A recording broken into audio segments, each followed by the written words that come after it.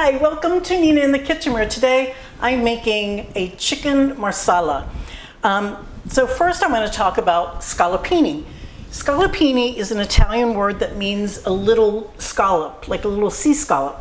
But, you know, Italians are very fanciful when it comes to their language, and so over time, what scallopine became is a very thin, usually pounded out cutlet of meat, a medallion of meat, with the fat trimmed off. It's always boneless. Any sinews, anything like that has been removed. So that's what I have here. What I did is I took this, cut it down to be about a quarter of an inch, and then pounded it out, and now it's nice and thin. That's about 1/8 of an inch. Then you want some flour to dredge your scallopine in. I also have, this is a dry marsala. I was taught that dry marsala is for savory foods and that sweet marsala is for desserts, like any custard that would come out of Sicily, basically. It might go into a cake, it might go into a cannoli, something like that. That will have a little marsala wine in it. Marsala wine is a fortified wine. If you don't have marsala, you can just use a dry wine and add a little brandy to it. Some people put a little white grape juice in it because you want a little bit of sweetness there. You can also use, believe it or not, sherry vinegar with a little grape juice in it. What else? You use vermouth, a dry vermouth or dry sherry. Those are all fine, but the real deal is really good. I have butter for the pan, and then also to finish the dish. This is 2 small shallots. I have a little bit of, and that's minced up. If you'll notice, I don't have garlic in this dish, and the reason is because it's a wine-based sauce, it's going to be a little sweet, even if it's a sweetness in the background, and the pungency from garlic is not what I want here. So, okay, that's why I'm going with shallot. It's mild, it's sweet tasting, it'll be beautiful with the marsala. This is chicken broth, it's homemade. I have 2 forms that I use. One is an ice cube tray, so that's 2 tablespoons.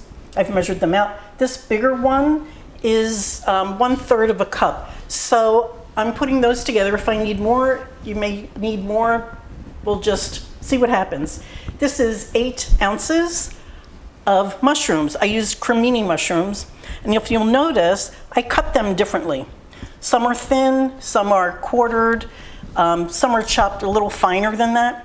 Years ago, a chef told me that if there's a pervasive flavor in a dish, for example, something like a mushroom, because it has texture as well, you want to do different cuts because visually it's more interesting, and texturally, so the mouthfeel on that is more interesting than just everything's the same. So there's a good chef tip for you. I have parsley, and this is really just as a garnish for the finish, but here's how I do my parsley. I hold all of the stems together. I'm keeping my knife blade at about 10 degrees to the table, to the cutting board, and then you just shave it like that. So all the stems are left behind. Those go into the stock bag, and these stems are small enough that you can just chop those up. That'll be fine. No one has to stand in the kitchen picking little bits of leaves off of things. And I have a lemon to finish. I'm going to taste all of this at the end. If it needs a little punch, a little brightness, this is the way to go. And then salt, that's it. Another great thing about marsala is that it's all made in one pan, so easy cleanup.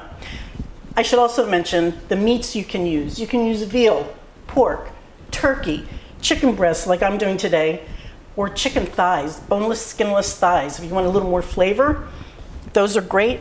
Before we go to the sauté pan, a couple of things to mention is that this chicken, because this has been pounded out, and this happens with all meats that you pound, you're making the texture of the meat different. So you're not going to have dry chicken breast. You're not going to have that cardboardy pork. Each serving per person should be about 6 ounces. What I have in the pan is some cooking quality olive oil. I'm going to put in about 3 tablespoons of butter, and this is on a medium heat. You just want to salt these both sides. I missed this one, but that's okay.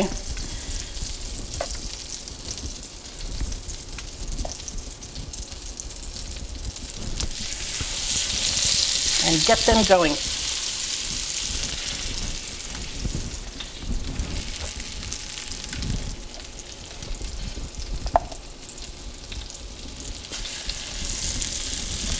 Whichever side you put down in the pan, remember that's your presentation side.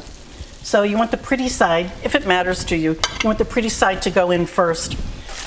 I started making these little pans and I put way too much flour in here, but oh well, you live, you learn. I just take this foil and throw the whole thing out. I usually don't waste my flour like that, but you know how that goes. So when these come out, they just go onto a clean plate. I'll put them in the toaster oven, just keep them warm, but then we get to the vegetable. This only takes a couple of minutes. I have the chicken stock in the microwave just thawing out, and these are ready to come out. Remember, they're going back in here, so they'll cook a little longer. And all of these little brown bits, that's all flavor. So we're happy with that. A great side dish for this is, my favorite is noodles, some sort of pasta. You can use spaghetti or linguine. I like egg noodles personally, so I think I'll make those for this. I'm just gonna put this in my oven. At this point, you wanna look at your fat situation. I think this looks pretty good. If these were any browner, I'd take them out, but I think I'm going to go with that. So the first thing in, shallots.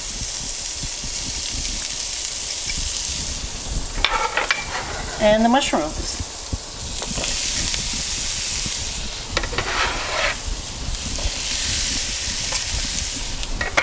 Now, if you salt this right now, and you can, what would happen is you would get no browning whatsoever on these mushrooms. And I kind of like the idea of that. So I'm going to not salt this until the end.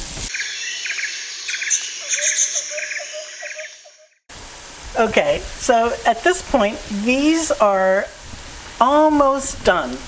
Now we're going to build the sauce around them. Here goes my chicken broth.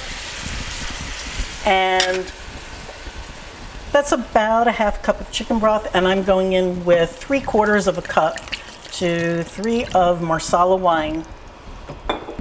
And what happens is the little bit of flour that was on your chicken cutlets actually helps to thicken this. We're going to boil this down. That also thickens it, and the reduction makes this all a little more intense. So the flavor of the alcohol gets burned out, but the flavors remain, the chicken flavor remains. It's delicious. I'm going to put a little bit of salt in here because the vegetables were not salted. And my chicken broth, you should never, if you're making your own stock, never put salt in it because you don't know how you're going to use it. So in this case, I'm reducing for the final flourish. It's nice to have something fresh at the end. Now, you want to keep control of this sauce because you want a little bit of sauce on each of these medallions of meat, each of these scallopini. And that's the dish. This is how I like to serve it. There's a few little egg noodles here. I put some Romano cheese on that and butter. You can do brown butter too, that would be delicious. This is so good. It's bright, but it's earthy. It's sweet, but I don't want to say it's sweet, but it's a savory dish, but there's a sweetness to it. And then, of course, you have noodles. I mean, who doesn't love that? So forget date night. Stay home, make this. It's a very special meal. Enjoy, and thank you so much for watching. See you next time. Bye, guys.